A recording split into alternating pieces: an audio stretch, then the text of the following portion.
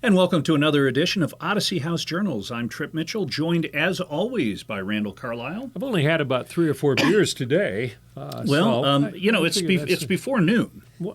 Is it? Yes. Well, here, I know, but it's late at night in Paris. On the other hand, I have actually had a drink before during my wild days, before noon, but thinking that I was born on the East Coast. So actually, on my body clock, it was afternoon. Makes perfect sense. We don't rationalize at all as alcoholics. No, I understand that. We're just joking, okay? Yeah, we are. I did not have 3 or 4 beers. I had 8 or 9 today. So, if you recognize him, longtime news anchor, first at Channel 2 and then at Channel 4. Right. And you won't recognize me. I'm a retired sportscaster from Vegas, but this is a little way for us to give back a little bit in the community, and we're going to introduce Jessie in just a second. But this show is about recovery, and we've met through 59 shows some amazing people. And it's a way to talk about issues in recovery in a very honest and fact-based way.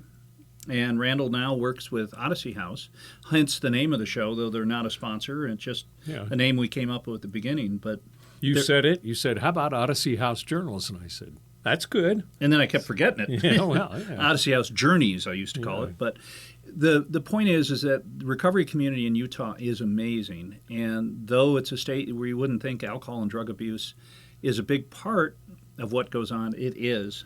But the government and people behind it are just amazing, and we have lots and lots of people who will help you out. And with that in mind, we're going to give out the number for Odyssey House right now. And it's a great place to call and get information. Yeah, and you don't have to say I'm coming in or anything like that. But if you have any questions, 801-322-3222. So. And again, the people in Utah, there's so many people, and Jessie, we're going to get a chance to talk to her about that. There are a lot of people to help. And Utah might be one of the most progressive states in the country in terms of helping people get out of that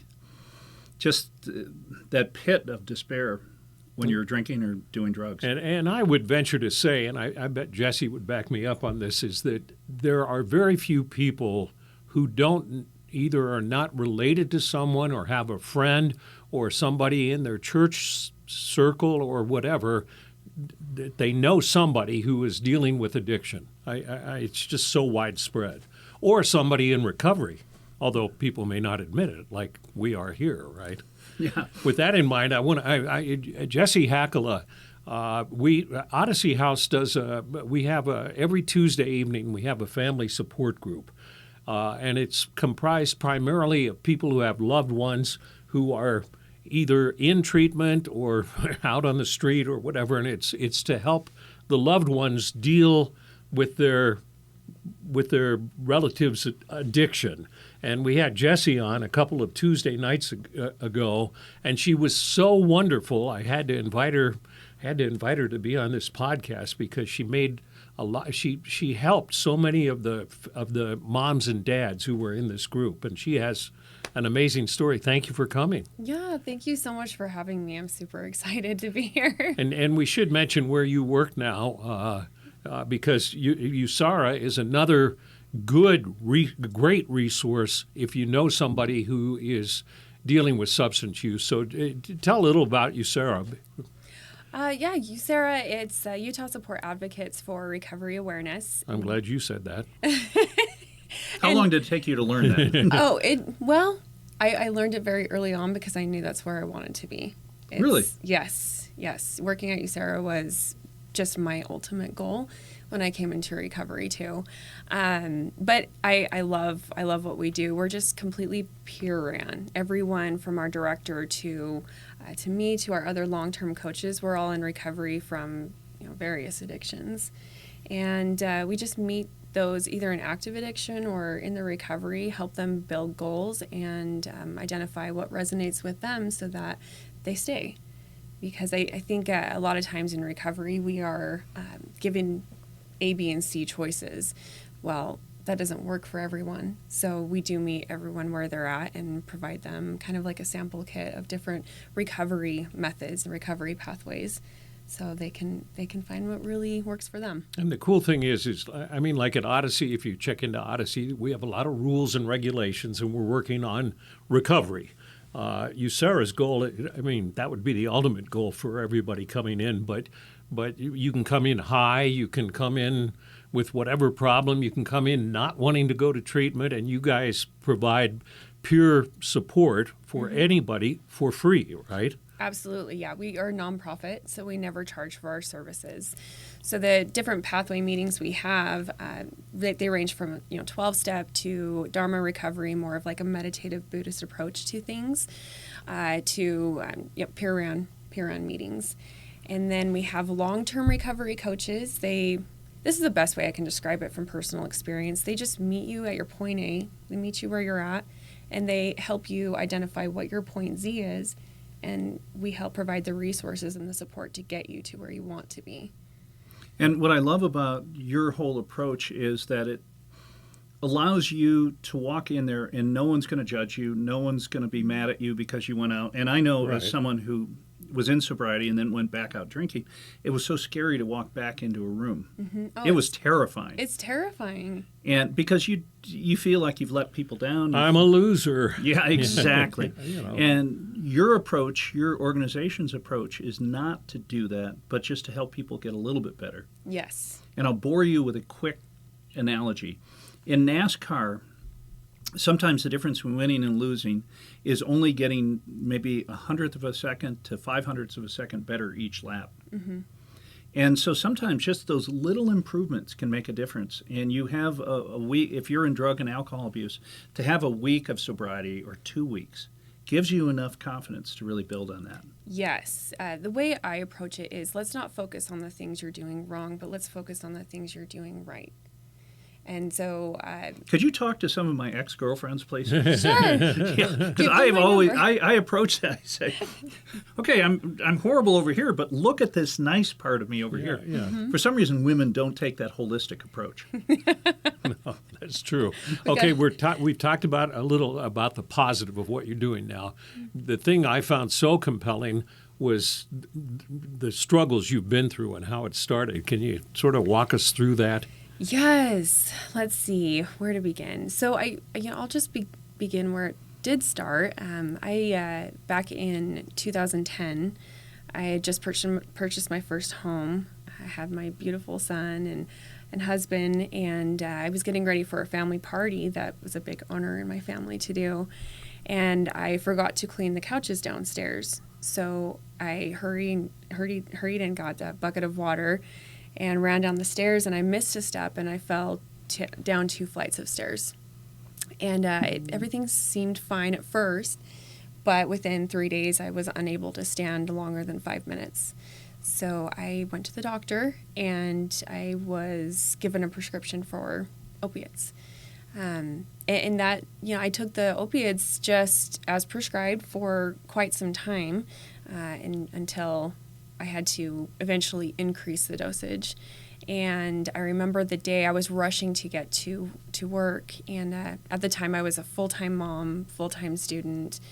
And I was rushing to get my son to daycare, and I took more than prescribed, either subconsciously but I did. And I think I know that's when it all started spiraling out of control. That eventually led me to a breakdown at my son's 5th birthday party. And I went to my first treatment center after that. And while I was there, I was there for the wrong reasons, right? I went there for my husband and for my kids. I wasn't there for That would myself. sound like very good reasons to go. It sounds like it, yes. But you have to go for yourself. Mm-hmm. I did the same Yeah. thing first time through. Did it for my wife because she was complaining, not for me. So go ahead. Absolutely. Before I left, I pretty much already had a plan of how I was going to relapse, and I did very quickly after. Good to have a plan. Yes, I did have a plan. They say relapse happens before it actually happens, and in my situation, my personal experience, that is true. So after I left that treatment center, I did relapse, but I quickly ran out of the way I was using with the opiate pills. And I had met a friend at the treatment center, and I asked him to help me out one day. And so he took me to this place called The Block downtown, and I didn't know what it was. And at the time, it was awful. Yes. We're talking about Rio Grande, and there were thousands of people there, including dealers and prostitutes and homeless people, and it was just a wide open crime scene. Yes, yes. And there was almost this silent understanding between the police and those on the street. If you stayed within that block, you'll be okay. So he left and came back and told me. Did he leave you standing on the block, or where were you? I was in my car. He told me to lock my doors. Thank goodness. Yeah. And at this time, I was very scared. I'm very Sure. naive. As well you should have been. Yes. And when he came back, I will always remember what he said. He said, "I have good news and bad news." And I said, "Well, what's the bad news?" And he said, "Well, I wasn't able to find opiate pills." I'm like, "Well, what is the good news then? I don't understand." And he said, "Well, I was able to find heroin." And I looked at him and said, "I don't do heroin." And he said, "An opiate is an opiate, right?"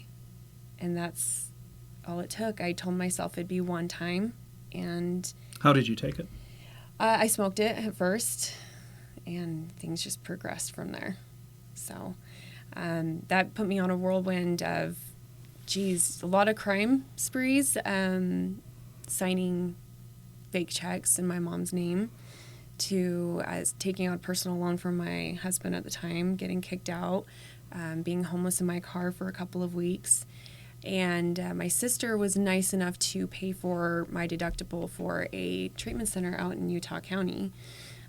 So I went out there and I did medicated assisted treatment, which worked for me at that time. But while I was out there, I met someone, and I thought that, I feel like I was filling that void, and he was what was filling that void.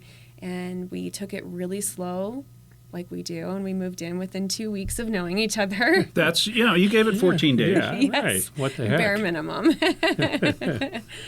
And things were okay for a couple of weeks until we relapsed together. And that was a whole new level of misery and darkness I've ever experienced. From smoking, I started doing IV use, and he showed me how to do that. And within... Nice of him. Right. Yeah. Within 6 weeks from switching from smoking to IV use, I had domestic violence charge pressed against me, which I did hit my husband. And I had a protective order placed against me, and my children were umbrellaed on that, so I couldn't even talk to them anymore. I had lost my housing, my car. I was homeless. The first day I became homeless, I was raped, robbed, and beaten. So that was my first day being completely homeless on my own. What else can go wrong? Yeah. Jeez. Did you find the guy who did this? Or? No. When that had happened to me, I remember thinking and knowing what was happening to me, but I didn't care because of how worthless I was. Your self-image was so bad. Mm-hmm. I felt like I deserved what was happening to me. And this is an amazing story, but Jessie, in looking at you, you look like the all-American girl. The blonde hair and blue eyes. Well, Yeah. I mean, just,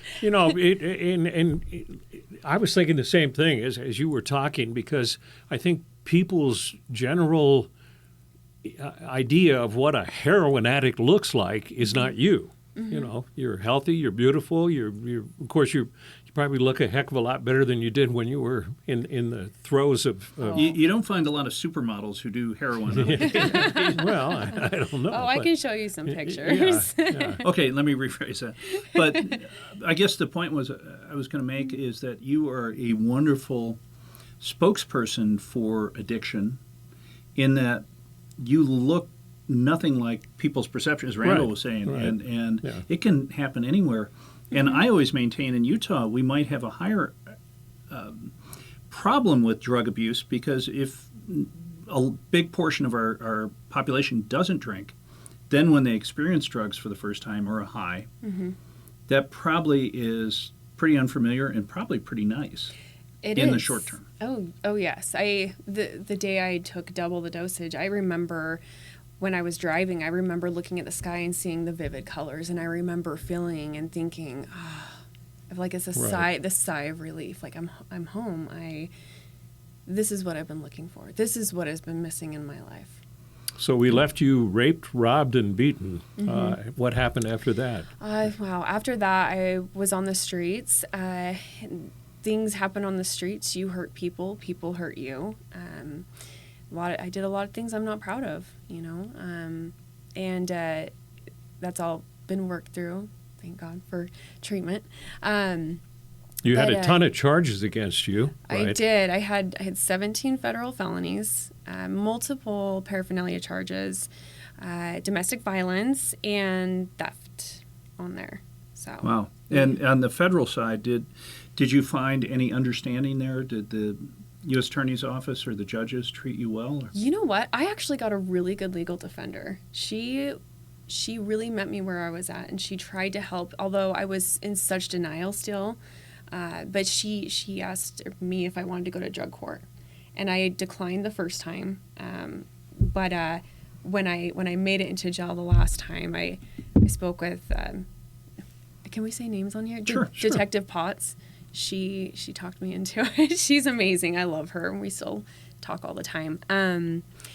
So yeah, I got really lucky. I got really lucky to get, because we've had some guests. Mindy Vincent, who's done Utah Harm Reduction Coalition. Yes.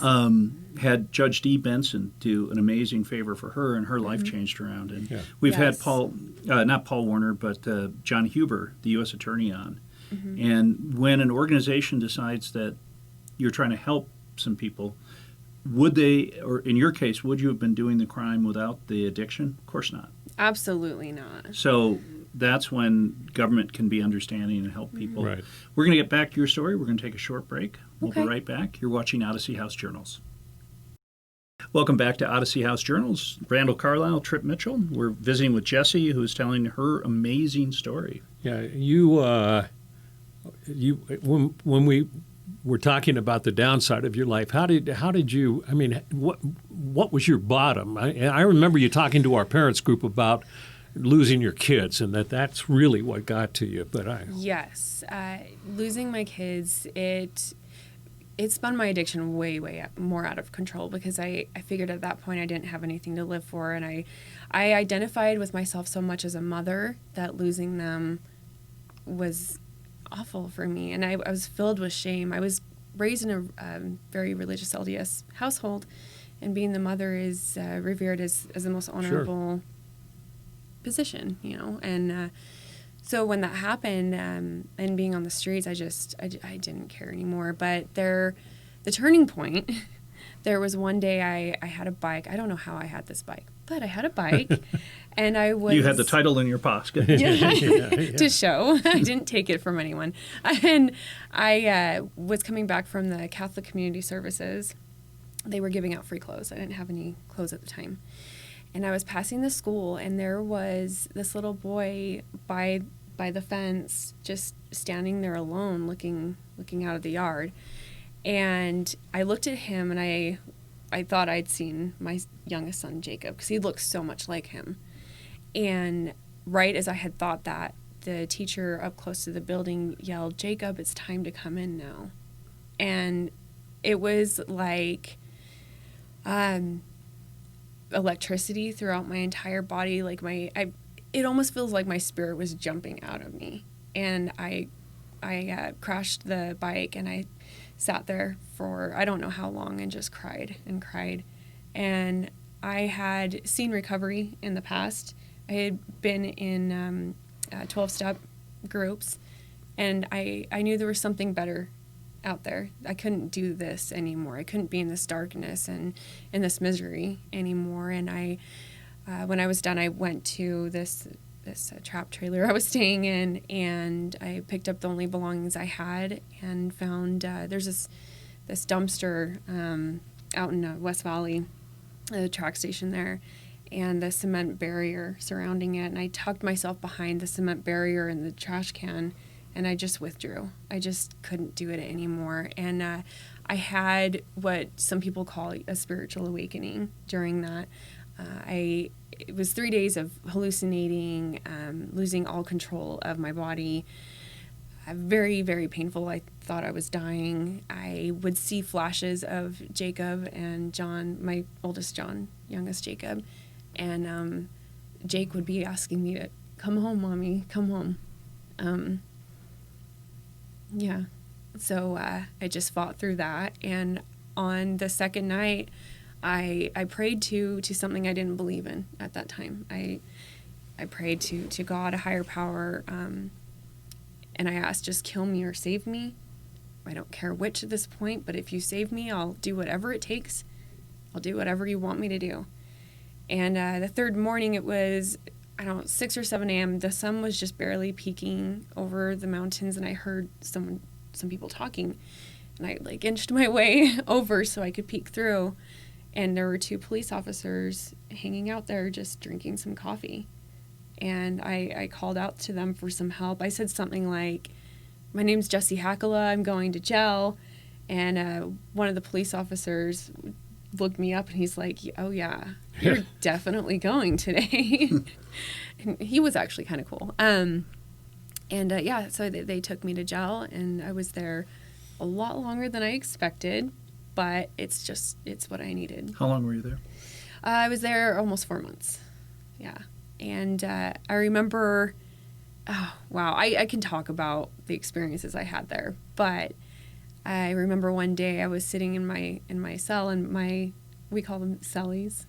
My cellie, Ellie, she had to go to the hospital, and I was feeling very alone, and I heard the cell pop open, and I heard Hakala multimedia room. And I went to the multimedia room, and Mark Augustine was sitting there. And I had talked to him a year previous, and he told me, you're going to end up in jail. You're going to end up in a worse situation. I didn't believe him. And so the first thing he said to me was, how is jail going? I said, well, it's like girls' camp every day. He's like, well, how about you be at the Haven for Thanksgiving? And so, yeah, two days before Thanksgiving, I was released and sent to a treatment center that really helped me create that foundation I needed. And Wow. we should say Mark Augustine works for the Legal Defenders Association. So when you throw out a name and they're watching, it's like, so. And now, what's your life like now with your kids? And are you married, divorced? What's going on? I am divorced. My ex-husband and I have been divorced for 3.5 years, but I am so grateful for him because those kids, they went through a lot, not having their mom for over a year. I had to fight for them back, go back to court every 6 weeks to ask, please. And him and I have a really good co-parenting relationship now.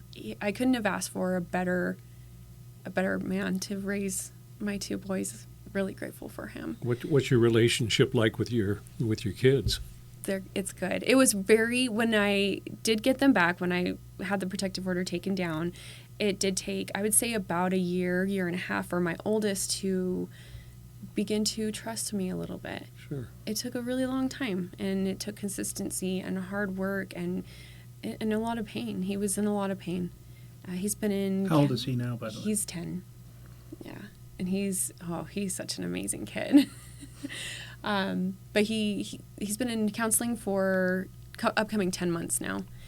And when he gets mad, instead of reacting the way he did, he will, sit on the stairs and breathe in, breathe out, and take a glass of water. And he teaches me how to be more calm now. And my youngest son, he's just this ball of joy and energy. He's the biggest heart I've ever met. So it's an honor. I get to have them every other weekend and every Friday night. Fantastic. And Randall was saying that you'd be an amazing guest, and you hit the nail on that one. When you talk to people having been through it, and that's a big advantage of everyone who works at your organization, does that empathy, does that make you a much better person to help people? Absolutely. I think that is the number one thing. As soon as I meet with someone, whether that's in an emergency department or detox, the second I tell them that I'm a person in recovery, the connection is there. they know that I know, and we're able to start work from the ground up from there. So it's the most honorable work. You know that saying, you don't work a day in your life if you love what you do? That's the day, and I live every single day. And I can't believe this is my life, honestly. I heard that when I was in treatment. I heard people say that over and over and over again when they'd come in and share their story. And I think they were full of crap. Sure. I'm like, you're Yeah. lying. Right. But it's true. It's true. And I have worth today, and I love myself, and I love that I have the privilege of being a parent again, and a friend, and my parents trust me again. My sisters and I talk on the daily. I'm actually trusted with, personal things now, and I get to take care of my own. I get to show up every single day and live life. What's really cool in this story is those connections that are, again, if you have a child or a sibling or someone who's gone off the deep end, you feel like you've lost them. Mm-hmm. That trust, you do whatever you can to help them. The second, third, and fourth time it doesn't work, you feel like you lost them. Mm-hmm. So for everyone who loves you, having you back is probably just the most amazing thing. Well, and think about she's speaking to a parents group who have kids who are out there just like she was, and they see her now, and gives them hope. And that was the theme after, because you had to leave a few minutes early from the meeting, the Zoom meeting that we had, mm-hmm. and every single one of them said the same thing: is that you gave them hope, and And there is hope. I mean, I found this saying on Trolls on Netflix, and it talks about even the word hopeless is not devoid of hope, and that's very true. Things may seem hopeless, but they aren't, and it's possible. And other people in recovery, I mean, we pull each other out of the trenches. Sure. We help each other get through this, and we do hard things every single day. And not only hard things, but I've seen people do amazing things in recovery. Well, I'm so sorry we've run out of time, but this has been an amazing half hour. Thanks so much for coming on. Yes. And if someone wants to find out more about you, Sarah, and how you can help people, what would be the best way of, and we can throw a number and website up on the screen. Oh, sure. Yes, so we do have a Facebook page that we put updates on all the time. It's just USARA homepage. USARA. Mm-hmm. And you it can stands say for? it. You can either say it USARA or USARA. Mary Yes. Jo said originally it was USARA, but most people call it USARA. Yes. And it stands for? The Utah Support Advocates for Recovery Awareness. Fantastic. And you get your funding from the state? The state of Utah helps out a lot? Yes, the state of Utah. We do Recovery Days, which is a fundraiser every year, and private donations. They write a lot of grants and get a lot of grants. Yes. And that keeps them going. So Well, it's a fantastic organization. And if you have any questions, Randall, why don't we give out the number for Odyssey House? 801-322-3222. And Jessie, thanks so much for being on. You Thank are you. wonderful. Our Oh, next you guys show are too. next show will be number 60. Yes. And they said it wouldn't last past 57. Yeah, but you kept it going. Thank you. Well, thanks for having me. Enjoyed it. Thanks so much. And again, if you're watching because you've got someone you know and love who's got some challenges, stories like Jessie's are out there, and there's no reason that your person can't recover and do amazing Right. things. Thanks for watching. We'll see you next time.